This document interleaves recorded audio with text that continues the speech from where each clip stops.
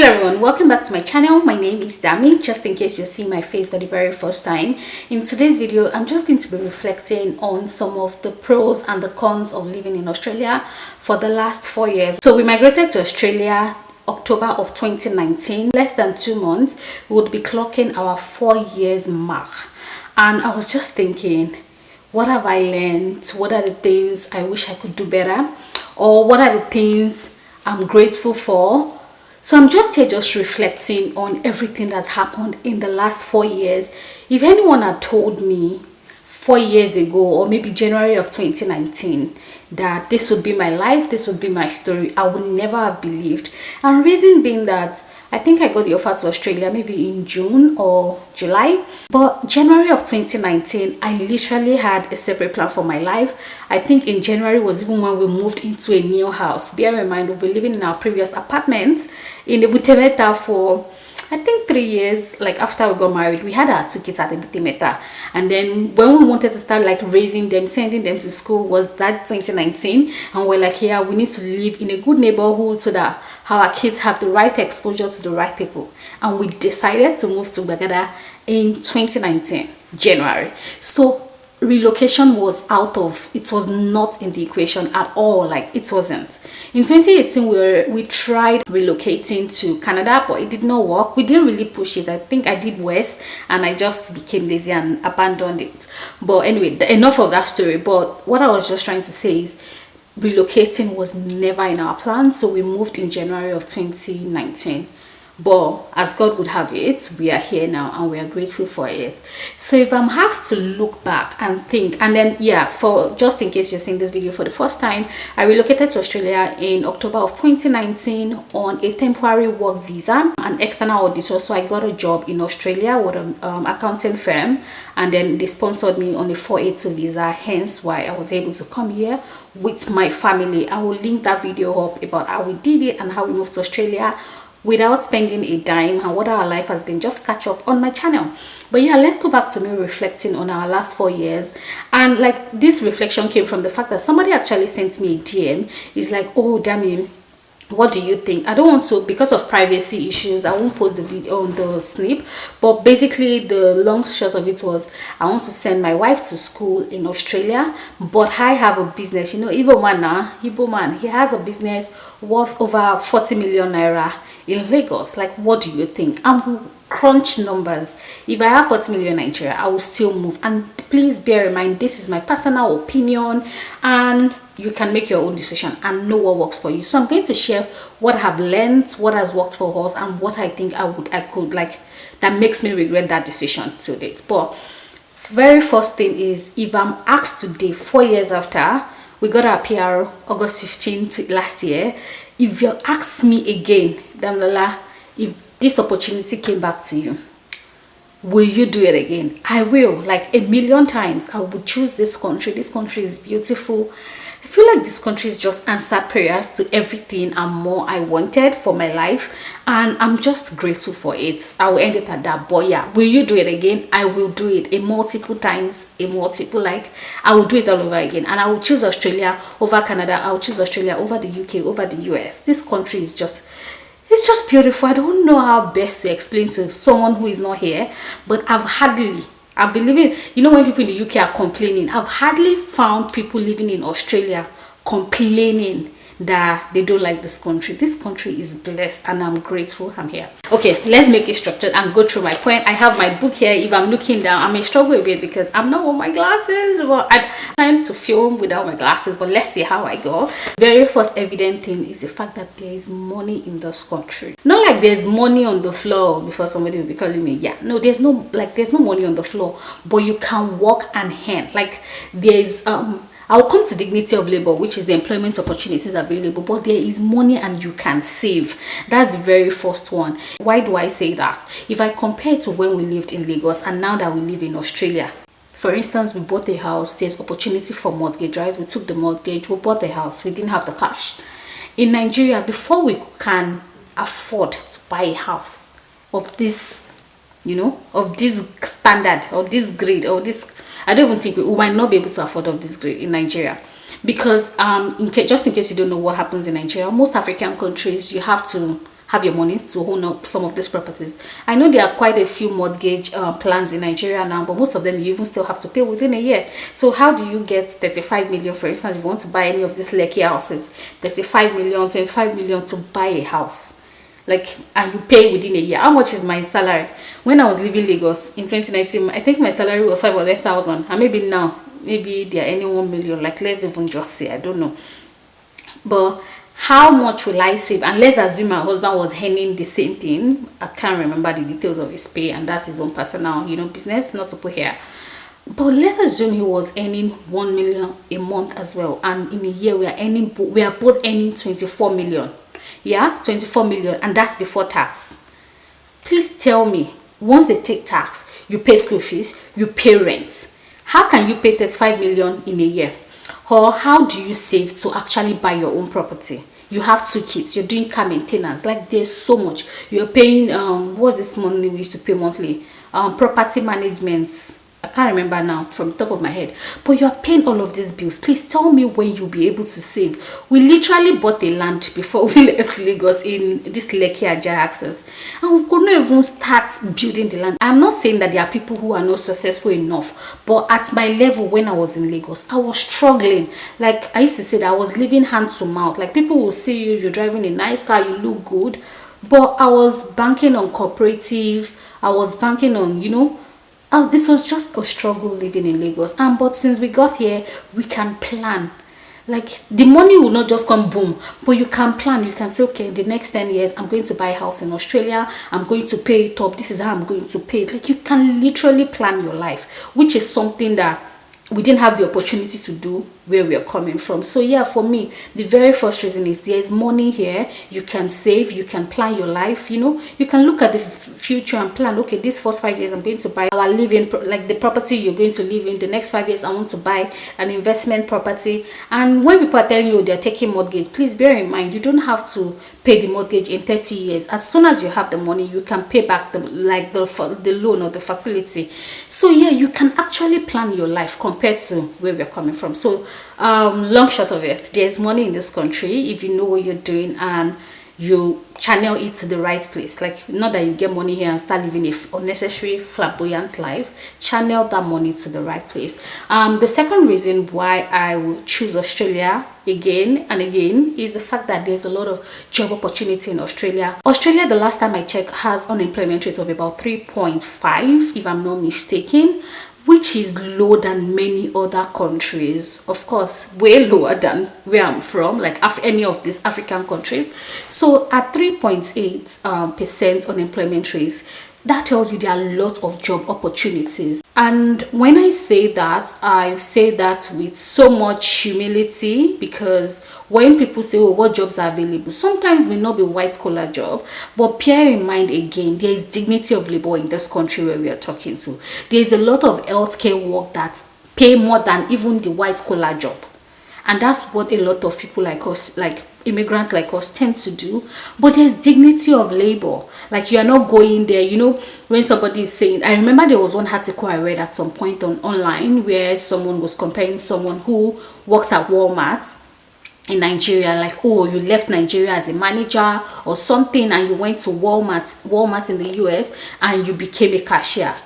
And this person bought a house, and somebody was like, how can you leave your job and go? And then, like, the question was, can somebody in the Prince supermarket, if you lived in Lagos, you know the Prince, right? Can somebody who works as a cashier in the Prince buy a house that this person bought in the US? Absolutely not. So you cannot compare, and that's why I said there is dignity of labor.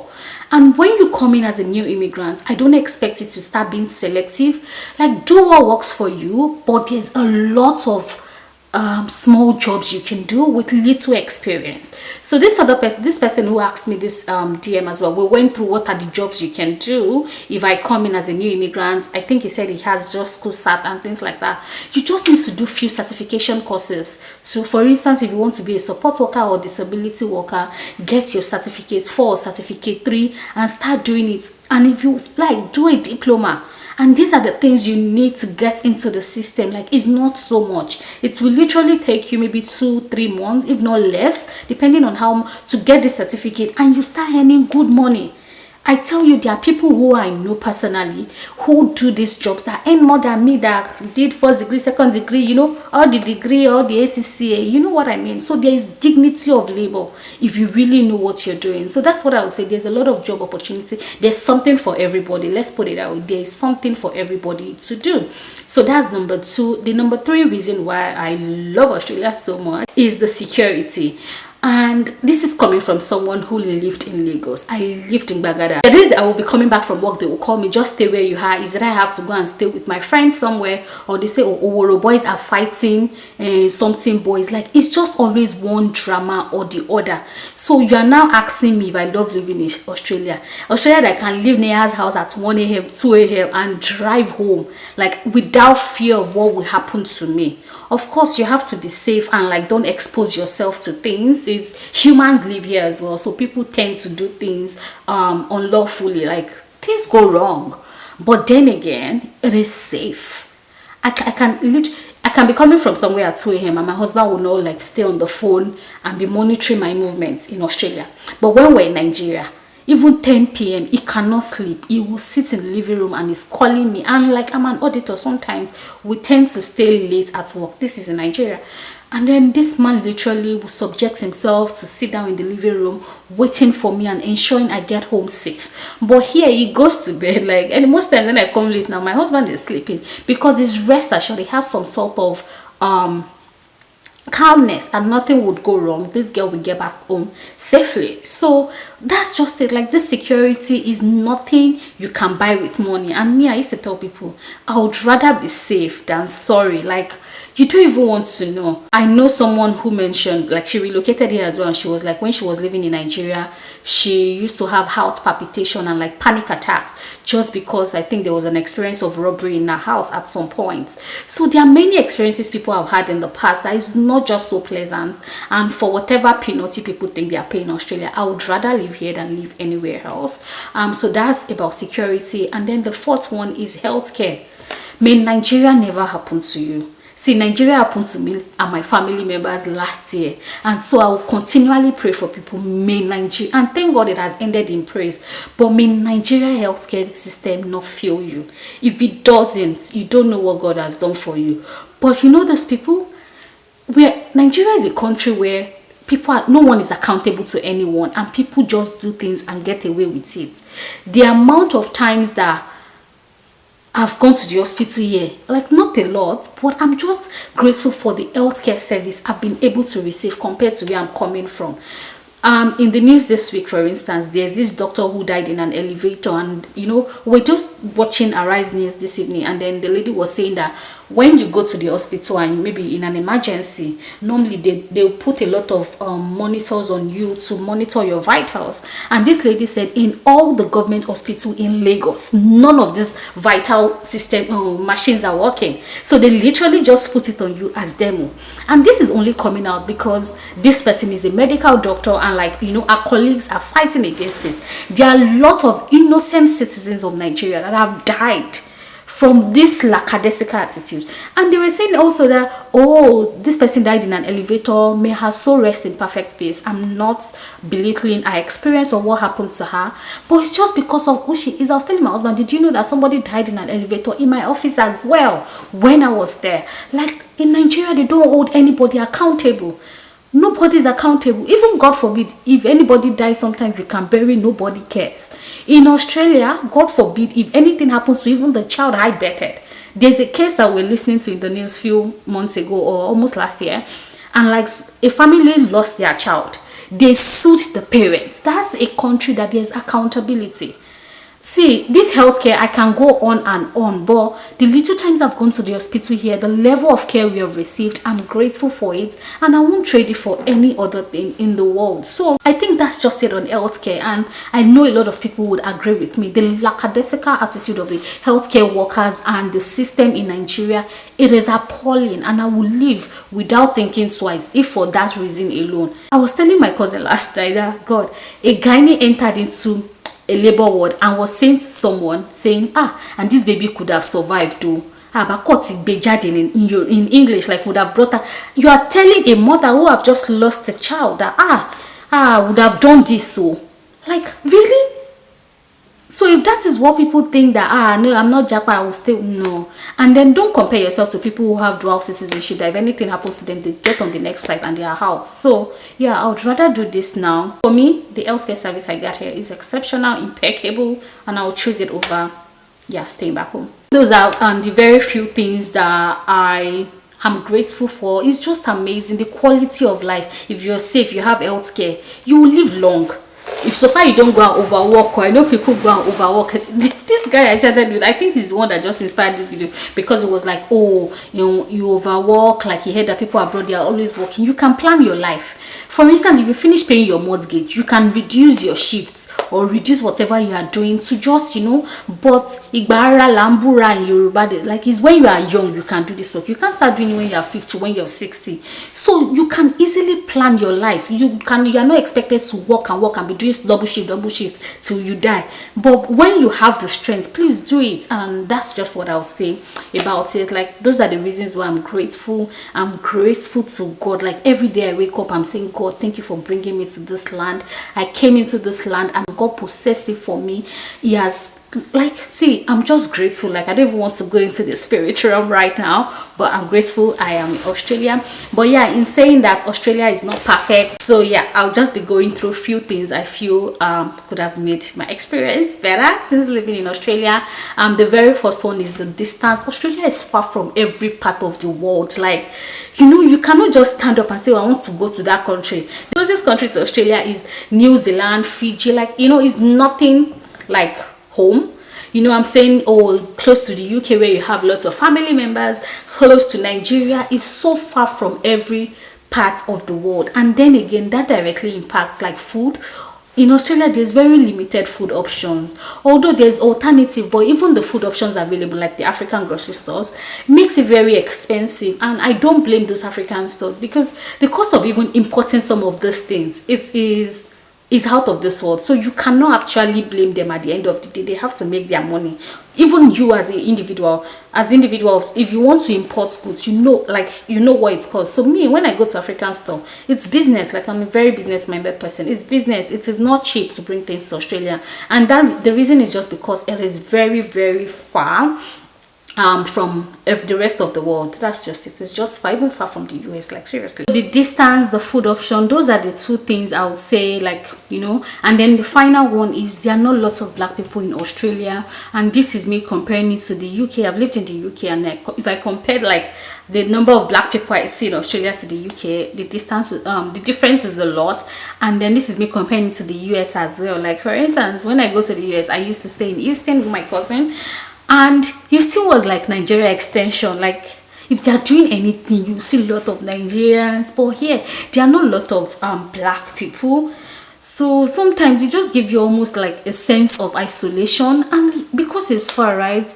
I don't know, but yeah, even Canada, there are a lot of Nigerians, Africans, black people there. But in Australia, most times when we go out, you almost be the only black person, and definitely, as much as you will want to say, oh, no one is looking at you, people stare at you. They stare like, who is this black person here? They stare. People will look at you. But yeah, those are the few things which I can live with. Like, those are the cons. Of course, I've said the good side, but no country is perfect. They have their own politics issues. They have, different things. But like I said at the beginning of this video, I would choose this country all over again. I'm grateful for the opportunity.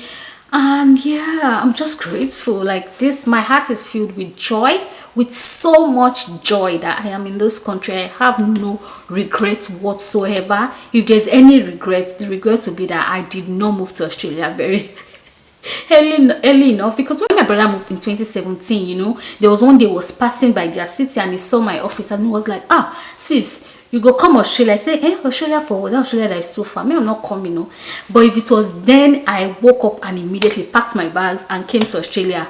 Maybe this is not what we'll be talking about, but nevertheless, God is never late. I came at the perfect time. I'm grateful for all the lessons I learned in Nigeria, made me the woman I am, and I'm just happy I'm here.